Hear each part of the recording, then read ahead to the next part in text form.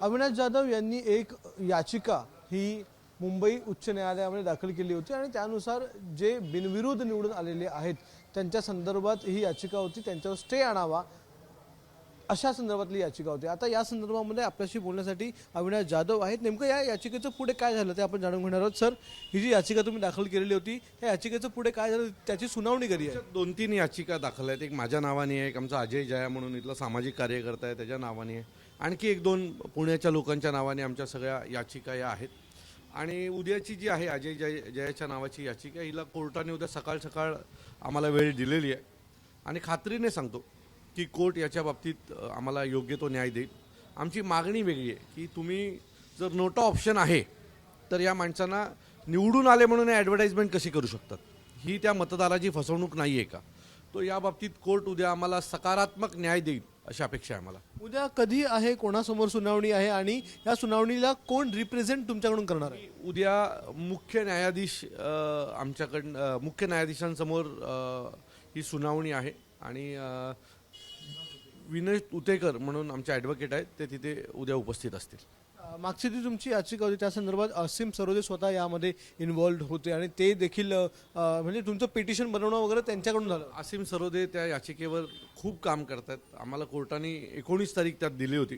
आमची मागणी आहे की तीही याचिका उद्याच्या उद्या बोर्डावर घ्यावी। याबाबतीत आम्ही पुन्हा कोर्टाला 3 वाजता मेन्शन करणार आहोत आणि तीही याचिका उद्या ह्याचबरोबर सुनावणीला घ्यावी अशी आमची मागणी आहे। प्रचार संपूर्ण जवळपास पूर्ण झालेला आहे। कालच राज ठाकरे आणि उद्धव ठाकरेंची सभा झालेली आहे। काय वाटतंय ठाण्यातल्या प्रचाराच्या संदर्भात, कालच्या सभेनंतरचं वातावरण काय? अतिशय सुंदर वातावरण आहे आणि साहेबांनी जे काल उमेदवारांना व्यासपीठावर उभं केलं आणि किती पैसे कोणाला ऑफर केले, म्हणजे आम्ही जे बोलतोय त्याचा प्रूफ देखील सन्माननीय राजसाहेबांनी काल दाखवलेला आहे। सो लोकांमध्ये प्रचंड वातावरण चांगलं आहे। ठाकरे बंधूंबद्दल विश्वासार्हता आहे। अनेक लोकांचं मत आहे की ठाकरेच पाहिजेत, मुंबईमध्ये ठाकरेच पाहिजेत, ठाण्यात ठाकरेच पाहिजेत। सो मला असं वाटतं की जशी लोकसभेला निर्णय आले अशाच प्रकारचे निर्णयाची अपेक्षा आम्हाला येत्या महानगरपालिकेला आहे। एक वक्तव्य जे राज ठाकरेंनी देखील केलं की दुबार मतदार जर कोणी भेटले तर त्यांना सोडू नका किंवा तिकडेच आम्ही त्यांना काय तो मनसे स्टाईलने हे करू। त्याच्या संदर्भात नितेश राणे म्हणत आहेत की मोहल्ल्यामध्ये आधी तुम्हाला जायला पाहिजे, त्या ठिकाणी खूप जास्त दुबार मतदार असतात, बेहरामपाड्यामध्ये जा असे उल्लेख केले त्यांनी। कारण त्यांना माहिती आहे त्यांच्यात ती हिंमत नाही आहे मोहल्ल्यात जाण्याची आणि मोहल्ल्यात जाऊन कोणाचे पाय तोडावे यासाठी एक हिंमत लागते, गट्स लागतात। तोंडाने मारता येत नाही ना, बोलबच्चन करून कोणाला मारता येत नाही, त्यात हातात आणि खांद्यांमध्ये पण रग लागते, ती त्यांच्यात नाही आहे। सगळं आम्ही करायचं असेल, पोलीस सत्ता तुमची, पोलीस तुमचे, मग मोहल्ल्यात आम्ही काय जायचं? तुम्ही फक्त बोलबच्चनगिरी करणार का? यांच्या मनगडात ताकद नाही, यांच्या जिभेत ताकद आहे। मनगडं यांची हलकी पडलेली आहेत। त्याच्यामुळे आम्हाला जिथे जायचं आहे तिथे योग्य वेळेला जाऊ। बरंच सांगतो, जर दुबार बोगस मतदार जर आले तर आम्ही त्यांना सोडणार नाही। आम्ही काय काम केलं त्याचं बारीक काम तुम्हाला दाखवतो, ती यादी दाखवा, बोगस मतदारांची यादी। उद्या सकाळी याच, आम्ही वाट पाहतोय। आता आम्ही काही बाळकुम गावातली काही नावं काढलीत, ज्यांचं नाव बाळकुम गावातही आहे आणि भिवंडीमध्ये। आमच्या याद्या तयार आहेत उद्या सकाळसाठी, तुम्ही याच, उद्या आम्ही तुम्हाला दाखवतो की आम्ही काय करणार आहोत। याद्या तयार आहेत म्हणजे त्याच्यामध्ये तुम्ही उद्या कुठे जाणार? बघा, आमच्या बूथवर आम्ही आतमध्ये मतदान करायला जे जाणार आहेत त्यांना आमच्याकडनं याद्यांमध्ये टिक केलेलं आहे, हा दुबार आहे, बरोबर आहे। तो जर दोन्ही याद्यांवर आला असेल, आमच्याकडनं आमचा अभ्यास पूर्ण तयार आहे। आम्ही ही सगळी नावं उद्यासाठी तयार ठेवलेली आहेत, वाट पाहतोय। महिला असतील तर आमच्या महिला त्यांचं स्वागत करतील, पुरुष असतील तर त्याच्या स्वागतासाठी मी स्वतः उभा आहे। अशी आम्ही जवळजवळ 9,500 लोकांची यादी तयार ठेवली आहे उद्यासाठी।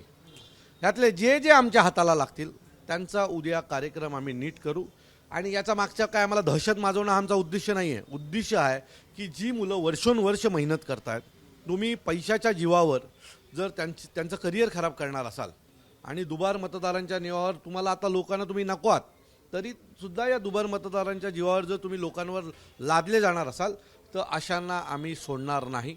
मी आमच्यासमोर कोण आहे, किती मोठा दिग्गज आहे हे बघणार नाही।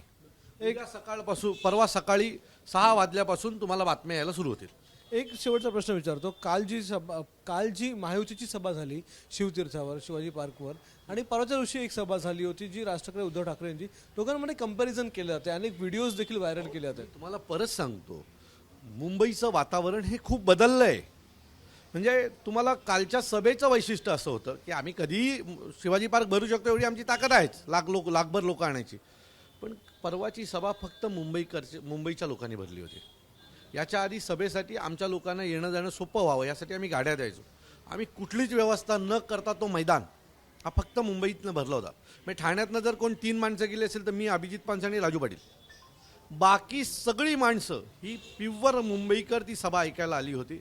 आणि तुम्ही कालच्या सभेचं त्यांच्या बघितलं, पनवेलवरनं आलेत, अर्ध पालघर गाड्या भरून पालघरवरनं येत होते, पनवेलवरनं आल्या आहेत, कर्जतवरनं आलेली लोकं सगळी ठाण्यातनं माणसं घेऊन गेली. सो ही जर यांची परिस्थिती आहे, काय तुम्ही मुंबई जिंकणार आहात? मुंबई ठाकरे बंधूच जिंकणार. मुंबईचा महापौर मराठीच असणार आणि तो ठाकरेंचाच असणार. तर अविनाश जाधव आपल्यासोबत होते. एक महत्त्वाची बातमी त्यामध्ये आहे ती म्हणजे उद्या सकाळी जी याचिका मनसेतर्फे दाखल करण्यात आलेली होती त्या याचिकेवर सुनावणी होणं, आणि जर उद्या न्यायालयाने मनसेचं म्हणणं ऐकून या संदर्भात खरंच या सगळ्या बिनविरोध निवडून आलेल्या लोकांवर स्टे दिला तर या सगळ्या लोकांची गोची होऊ शकते. या सगळ्या लोकांना त्याचा भुर्दंड भरावा लागणार, कारण की जोपर्यंत सुनावणी पूर्ण होत नाही तोपर्यंत त्यांची निवडणूक ही स्थगित असणार आहे. त्यामुळे आता या मनसेच्या याचिकेच्या वर उद्या हायकोर्टामध्ये कशा प्रकारे बाजू मांडली जाते आणि हायकोर्ट त्यावर काय निर्णय देतं हे बघणं अतिशय महत्त्वाचं असणार आहे. कॅमेरामन विनयसह अक्षय भाटकर, एबीपी माझा, ठाणे. एबीपी माझा, उघडा डोळे बघा नीट.